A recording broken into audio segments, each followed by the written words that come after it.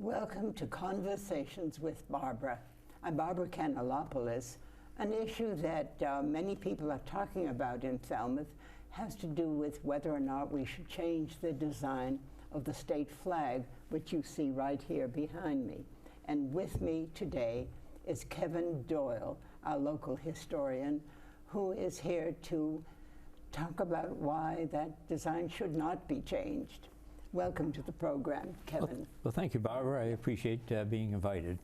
And let's get right into your reasons for not wanting the design to be changed. Sure thing. Well, I think three things came together that brought me to this point of intervention. One is my upbringing. My mother, since childhood, has always been very concerned about childhood and the plight of the Native American. To the point where I would see her oftentimes at the end of the month writing a check to an Indian school in South Dakota.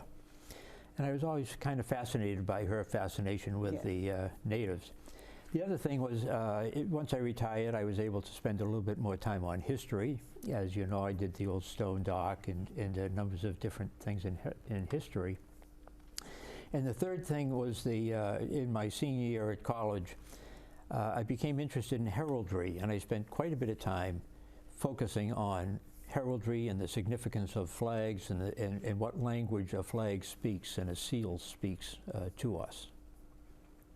So that you think then that interpreting the flag would mean understanding the heraldry and the colors and the code that has something to tell us that people may not be aware of.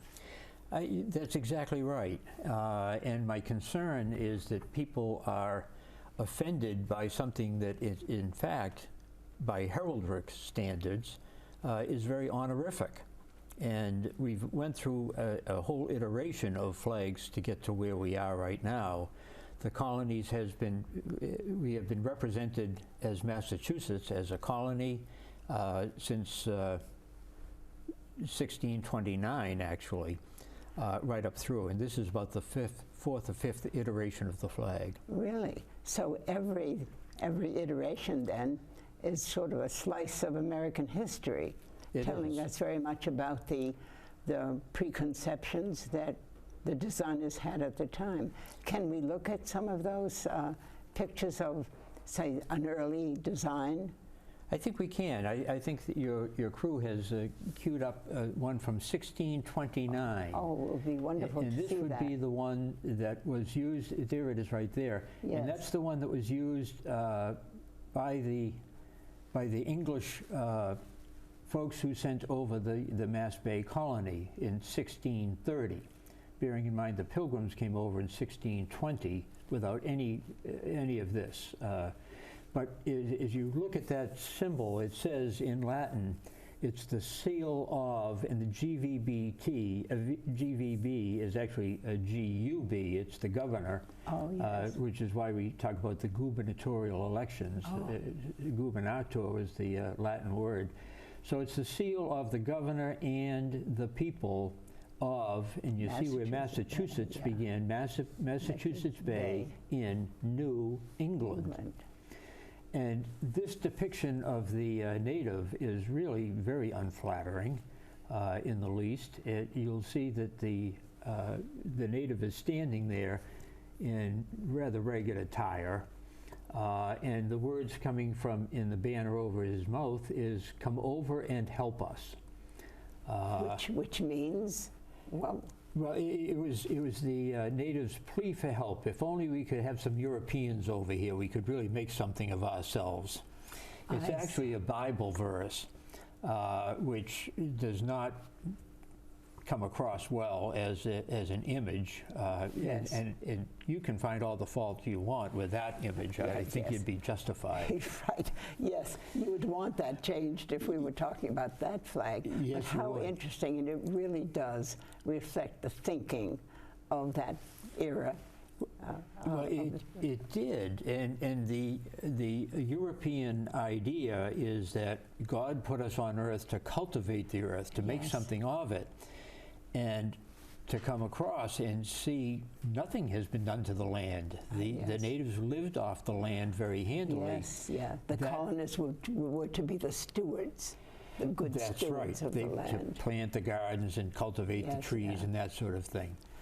But it was also imperialistic in a sense. Oh, very much so. Yeah. Very much so.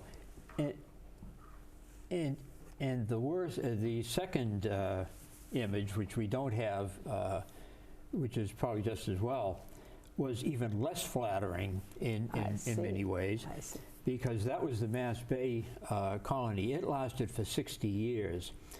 And after 60 years, we're getting up to close to the year of 1700, and people are starting to go away. That's a century.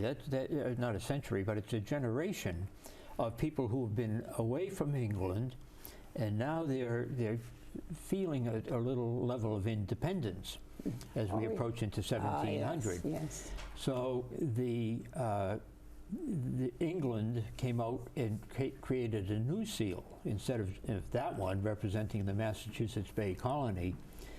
They represented both a colonist and an Indian on a bended knee in front of King James II. Oh, do we have a slide of that? We don't. We don't right now. It's a rare image, and we weren't able to capture it. But you say on a bended knee. Yes, it's side by side. The colonists and the native are there with an offering, with a fruit offering to the king, and the king is standing above them, fully erect. And here you have a colonist and a native on bended knee in front of the king. Which was their way of saying, you're still subjected to us. Yes, but interestingly, a kind of equality of subjection, the both together. Very much so. That is so interesting. It is, and it shows sort of what the Crown was thinking about at the time. Yes. And the image on the front of the seal, because it was two-sided as well, the front of the seal is the royal crest. You know, it has the king's shield right there in the middle. It has the lion and the unicorn, which of course are big symbols of England. And as the crest, it has the crown above it. So make no mistake, this is royalty. Do you suppose the designers then were pro-British? They were maybe even British citizens. It was sent from Britain, actually. Of course. So it was put upon us because we became no more colonies because that was getting a little out of hand. It became a province, and it became the provincial governors. And of course, we were under provincial governor at the time of the Revolution. So that was the flag that was in force at the time. Us in subjugation to the king. Right, right. Well, which I want to just say, what a remarkable piece of propaganda. And I think that's what heraldry was about. People couldn't read. You know, most people were illiterate and never learned how to read. And so symbology is how they would get the message. Right. You see it in stained glass windows. You see it in cathedrals all over England that were built, don't forget, in the year 1000, 1200, you know, long before the Pilgrims came over to, in fact, at the time of the Pilgrims' arrival, Westminster Abbey was already 400 years old. Right, right, and icons were teaching pictures that taught people Very much so. Could not read. Very much so. And the message from the province, from England was, you are now a province, you're still a province of us. Don't you forget it. Well, of course, we did forget it. You know, come 1775, and we do have that image, which would be interesting to see. Yeah, let's look at that. This is a flag that we designed ourselves, and Paul Revere crafted for us. And there it is. And this, by the way, is where the sword comes from and where the banner comes from. It's a symbol of the Revolutionary War. And what you see is 1775 up top. And then it says around the outer edge in Latin, it says, this is the seal of the colony of Massachusetts. And what you see depicted is a Minuteman with a sword, which predated the Battle of Lexington and Concord and subsequent war and so forth. And the Magna Carta is in his other hand, and it says Magna Carta on it. And the point was, we are, at that point, we are English, and the king is not above the people. The tenets of the Magna Carta were for religious freedom and for freedom of expression and Yes, all the things that the English enjoyed. So they're saying, hey, we deserve these things. This is all part of our heritage. And around the edge, the inner edge, the banner, which now we place around the shield, but the inner, same expression, Ense petit placedam sub libertate quietam, which in Latin is by the sword, ense, petit, we seek, placedam, Peace. peace, sub libertate quietam. Yes. But peace only under liberty. So Yes. what they're showing is we will fight for that. And actually, that banner comes from a longer sentence that was adopted from a Dutchman's diary. And the first two words are haec manus, this hand, inimicus tyrannus, which is an enemy of tyrants. By the sword, we'll seek peace. Okay. So it's very much an image of courage. It's effrontery. It's don't tread on us type of a spirit. It is a very strong message, isn't it, to imperial power? It was incredible that we would take such a stand against power. But that's exactly why there's a sword in our crest. The crest in heraldry, the crest is set apart from the shield for a reason, and there's a little wreath that goes underneath it. And then the crest sits upon it. And the crest is typically to typify a virtue, whether it be loyalty or courage or friendship, whatever it may be. That crest is a virtue. And in this case, the fist above holding the sword is courage. It's standing up for your principles. It's don't tread on me. So that's what that, and that image is basically the missing link. If you go back to the other one, please. That image from the Revolutionary War is the missing link. It has caused much confusion in looking at today's shield. The sword has nothing to do with Miles Standish. We're way beyond that at this point. We're 150 years into it, and what we're talking about is England. We will fight you. We want liberty, but we want peace. But peace only under liberty. That's what we're telling any outsider, whether it be England or Spain or any other imperially minded country. That fits in with all the other beliefs against taxation without representation, all of that. Absolutely, yeah. And that's the statement. Yes. So as you look at our flag, it's not just a snapshot in time, it's our history. Yes. So you look at that and you see the sword and you see the banner that guided us through the Revolutionary War.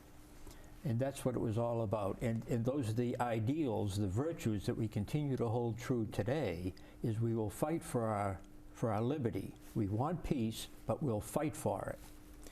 If you look at the silver star, it looks white now in the image of the flag, but that was put on there to symbolize that we were one of the 13 original colonies.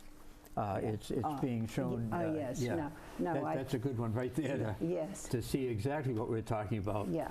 So in heraldry, the blue field would be called azure, and the star would be called argent, because silver and gold are really metals. They're not color as such in heraldry. So the star would be silver to show how proud we were of being one of the original 13 colonies. And while we're looking at him, the native is standing tall and erect. He was done in ore. It's called O-R. It's spelled. Gold. And Gold. it means gold, yes. Yes. So he's in gold. He's not just in buckskin. He's depicted in gold. He's holding his bow and arrows. The arrows are pointed down. You know, we're at peace, but I have my bow and arrow. And my bow and arrow I can kill a rabbit with, so I can certainly hold you off if I had to. Yeah, and you say there's something significant about the fact that the arrows are pointed down. Yes, that would show that they're peaceful. You know, we're not a problem, but by the same token, we have arrows. Yes, yes. You know, there's something noble about that figure. Very noble. Gold. And there's nobility that's expressed in everything that you read. For example, Mort's relation is the Bible, as it were, of the pilgrim experience. And whenever they talk about a native approaching, whether it be Samoset or Squanto or Massasoit himself, who is at 40 years old, they always talk about how fit they are, how towering people they are, and athletic in build and powerful and so forth. Very honorific in their words. So it makes sense that when it comes time to provide an image, it would be an image like that. Some people want to maintain that that's Massasoit, and it's probably as good a guess as any. I think Massasoit would be very pleased with that image. And one of the names that Massasoit went by was Yellow Feather. That was told to me by Chief Flying Eagle, who many people I think know as Earl Mills. Oh, yes. Chief Flying Eagle was very helpful to us in our research on the book that I wrote with Karen Ronaldo. And one of the things that he pointed out was that Massasoit was called Yellow Feather. And the woodland Indians, that being us, didn't wear headdresses. That was a thing from the plains. And I would guess, without really knowing, but because we're talking heraldry, I would think that that headdress would be seen for miles, you know, across the plains. And so that was probably far more important than the single yellow feather that Massasoit would wear. Well, and because we were not the plains, the single feather was quite enough, too. I wonder if we're seeing then that some of this disparagement, that we feel that we have disparaged Native Americans because of taking over the land, was that perhaps later in our history? And we're reflecting on that. It's those reflections we're bringing to the flag. Yeah, I think there's certainly over the years, time has not been kind to the native, the indigenous tribes. And that's true in the woodland Indians, it's true in the plains Indians. And the plains Indians have really taken the biggest hit that we look at in today's world. You know, we all see the cowboy and Indian movies and those sorts of things. And so there's more, and that was also 100 years later. That was 1850, 1860 type of time frame, as opposed to, actually it was a little later than that, because it was right after the Civil War that the Army turned its attention to pacifying the West, if you will. That's when the Transcontinental Railroad went across and so forth. Right. And so. And also, it's quite real that the colonists had this notion that they were enlightening, they were bringing Christianity to presumably the heathen, which is disparaging. And so we do have that to account for, and that was early on. Very true, very true. And that was well-meaning, but in retrospect you look at it and say, how could you be so blind to others? Exactly. In retrospect. In retrospect. But, you know, they were going by what the Bible said, and it was to cultivate the land and to take advantage of the riches that were provided and so forth. And so there were definitely praying Indians, and John the Printer helped, and there was any number of indigenous. In fact, it was a an indigenous, a native who killed King Philip in King Philip's War. He was brought down by another Indian, if you will.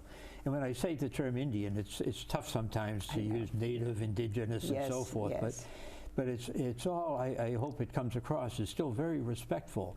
And I think that that's the message in the flag. I think it's the message that has been in the, that was originally crafted in Mort's relation, as I say, which goes back to the arrival of the Pilgrims in the first place. I think it was always intended to be respectful and be helpful to them. But what would you say to those who see the sword above without understanding the heraldry, with simply as a spontaneous reaction? Would you be open to not changing the flag totally, but perhaps tinkering with it and maybe removing that? Or do we simply have to not see it as menacing? I would hope that people would not see it as menacing, because the flag represents our history. It's not a snapshot. And if people realize the fact that we actually fought for our liberty, it wasn't handed to us, it wasn't handed peacefully from us. We had to fight for our liberty. We enjoy peace, but we fought for it, and we will fight for it. And that's what the crest is showing, is a virtue. It's not a piece part of what the shield depicts. It's a virtue that we all stand for, and the virtue that's represented by the sword is willingness to fight and the courage in the battle. Yeah, I appreciate what you're saying very much, and it's really brought to some ideas to me that I hadn't thought of before, particularly from what you said. I get the idea that our history isn't only in text, but it's in artifacts. And this is a cultural artifact. Yes. That if we read it properly, it opens up a whole view of what our people were living through. I think that's the best way to interpret it. It becomes the stained glass window in a church. It becomes the image that would have been used in the Middle Age to help people who couldn't read. But you have to be taught, what you're looking at. Well, there's the difficulty. What would you suggest as a way of helping us learn to read the flag correctly? Well, it's probably the same thing that a lot of people have been saying for the last decade or more, would be bring back civics into school. Oh. People just don't have an appreciation for the government, what the government should do. And I think that's part of led to the polarization that we see today, is you kind of go with your gut when all else fails. Yeah. You go with what you think, what you feel, more than what you've been taught, or any kind of an amelioration like that. So I think an element of it is, don't change it. A commission was formed. Governor Baker called the commission in May. They decided the flag should be changed. By December, they disbanded at the end of Governor Baker's term without a design. And at the end of the Revolutionary War, the governor then, who I think was John Hancock, said, "We need a flag." And he brought in a commission, and he said, "What should it be?" And the flag designers, following the Revolutionary War, said, that flag that we see right now has been in force basically since the end of the Revolutionary War. I see. And it represents our courage in battle. It represents our appreciation for the indigenous people who were here. And as I mentioned in my letter to the editor, our flag is one of the few that has a reverse side to it as well. The evergreen, yes. And the evergreen tree. And so you look at the evergreen tree, and it's erect and it's tall, and it mirrors the native on the front side. And it to me, as I would interpret the heraldry, is it bespeaks our appreciation for the human elements that we received here, as well as the natural elements. Yeah, it could have been it reminds me of the philosophy of John, the philosophers, the founding fathers. Very much so. Yeah. Very much so. And I think that it's a credit to that commission under John Hancock coming out from the war and saying, who do we want to be? And they honored the native, and they honored the natural resources. It should be borne in mind when you say, so where did we go wrong? How did we jump the tracks? A piece part of it was that when the Mass Bay Colony was formed and they came here 10 years behind the Pilgrims, they came for the express purpose of harvesting the natural resources of the colonies. Different from the Pilgrims. The Pilgrims sometimes get a bad rap because they were 1620. Yeah. But they came over with a concept of community. Right. They are today's Congregationalists. Yes. Yeah, that is so interesting, and I'm so pleased that you came to present this other side of the issue. Now it'll be taken up at town meeting. We'll see what happens. I hope it's voted no on Article 19, right. Which is the one to sign a petition to the governor to re-establish the commission. I don't think we need to reestablish a commission. I think we need to talk about what we have and why we've had it for all these years. Yeah, that has been so interesting, and I thank you so much for being here and telling all of this important information. And viewers, thank you so much for joining us, and we look forward to seeing you next time on Conversations with Barbara.